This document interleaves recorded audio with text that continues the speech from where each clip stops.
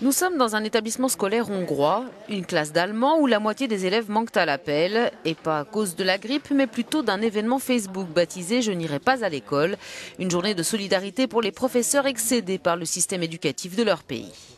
Un mouvement suivi par Anna et son papa. Ce lundi matin, la jeune fille n'est pas allée en cours, son père ne s'est pas rendu au travail. Leur manière à eux de protester. Pour eux, le système éducatif hongrois n'offre pas assez d'outils pour apprendre aux élèves à penser et à créer. À l'école, ils ne nous montrent que quelques exemples, mais on ne met pas assez en pratique. On nous explique, on nous dit ce que nous devons apprendre et on passe alors immédiatement et rapidement au sujet suivant. Nous avons appris qu'il n'y avait ni craie, ni papier, ni encre. Les enseignants sont débordés. Ils ne peuvent pas aller au fond des choses car le système éducatif lui-même ne leur en laisse pas la latitude. Les enfants ne comprennent pas. Ils nous le disent quand ils rentrent à la maison. Plusieurs programmes et ateliers ont été mis en place pour accueillir les jeunes ne voulant pas aller à l'école, alors que 30 000 personnes ont rejoint le mouvement initié sur Facebook.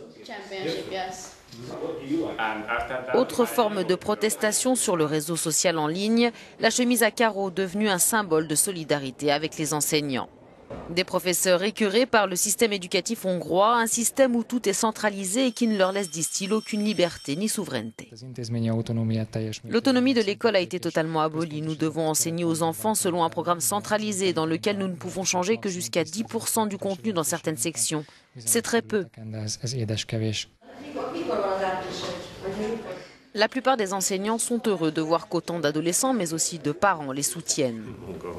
Pour le gouvernement, en revanche, il s'agit là d'une action politique dans laquelle ne doivent pas être impliqués les élèves.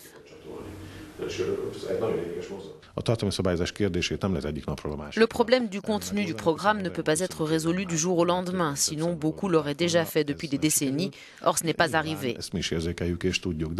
Nous savons qu'il y a un problème, mais placer ces jeunes dans une situation aussi désagréable n'est pas la bonne solution.